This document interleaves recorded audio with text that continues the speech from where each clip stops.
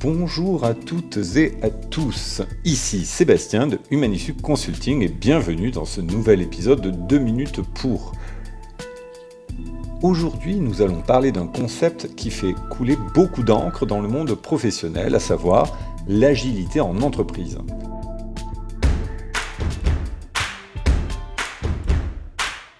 Mais attention, ici on ne parle pas de faire des pirouettes dans les couloirs du bureau, mais bien de cette capacité à s'adapter rapidement et efficacement au changement. Alors cette capacité d'une organisation à s'adapter rapidement au changement concerne un peu tout, c'est-à-dire pour une entreprise que ce soit sur le marché, dans la technologie ou même les attentes des clients. Cela signifie être flexible, réactif et prêt à pivoter lorsque cela est nécessaire, notamment dans un monde où tout évolue rapidement. L'agilité n'est plus une option, mais bien évidemment une nécessité. Il est intéressant de connaître l'origine de l'agilité.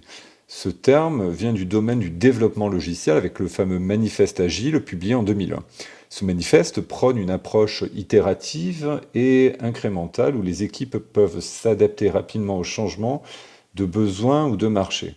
Depuis, le concept a été largement adapté au-delà de l'informatique, devenant un pilier de nombreuses organisations. Mais comment transposer cette agilité dans d'autres départements, voire dans l'ensemble d'une entreprise ? Une étude publiée par Harvard Business Review a montré que les entreprises ayant adopté des méthodes agiles dans leurs opérations ont vu une augmentation de 30% de leur productivité globale.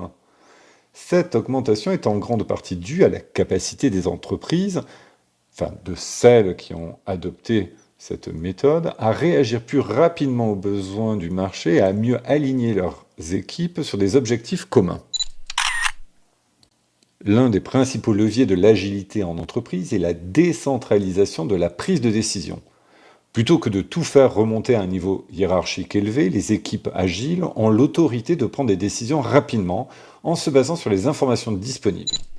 Cela permet de réduire les délais de réaction face aux changements et donc d'améliorer l'efficacité opérationnelle. Prenons un exemple concret. Imaginons une entreprise de distribution qui doit s'adapter rapidement à une pénurie de matières premières. Grâce à une approche agile, l'équipe d'approvisionnement pourrait ajuster ses plans en temps réel en collaborant directement avec les fournisseurs et les équipes de production sans attendre les validations de la direction. Cette réactivité pourrait permettre de minimiser les retards et de continuer à servir les clients sans interruption.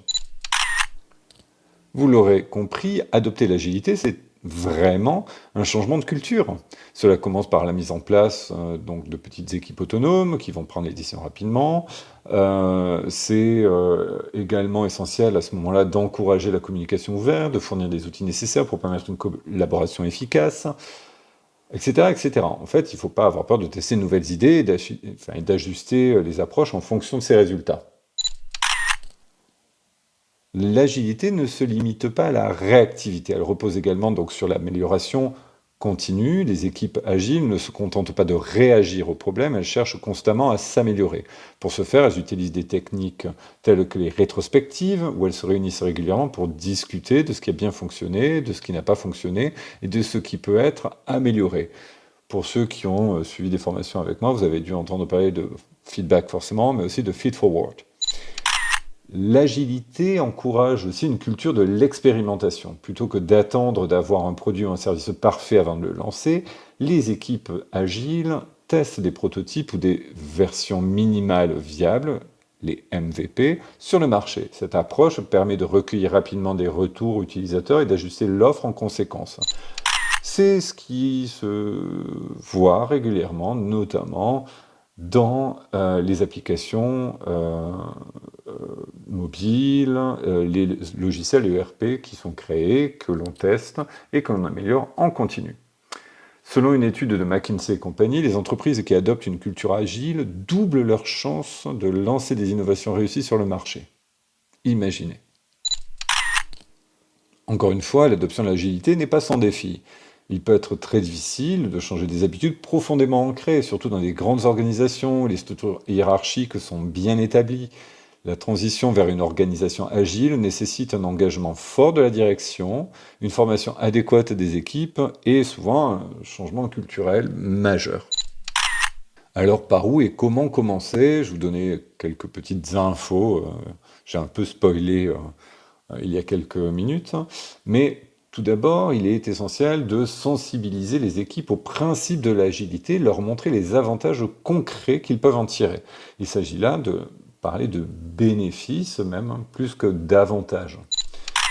Alors je ne parle pas de bénéfices financiers, d'accord? Ensuite, il faut identifier des projets pilotes où l'agilité peut être testée en conditions réelles. Enfin, il est crucial de créer un environnement où les erreurs sont vues comme des opportunités d'apprentissage et non comme des échecs.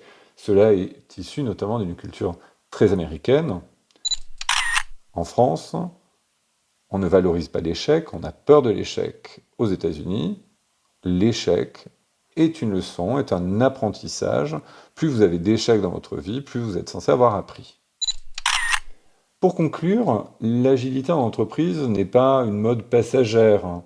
C'est une véritable révolution dans la manière de travailler. Elle s'inscrit désormais dans le temps, elle permet de gagner en efficacité, d'améliorer la satisfaction des clients et de créer une culture de l'innovation.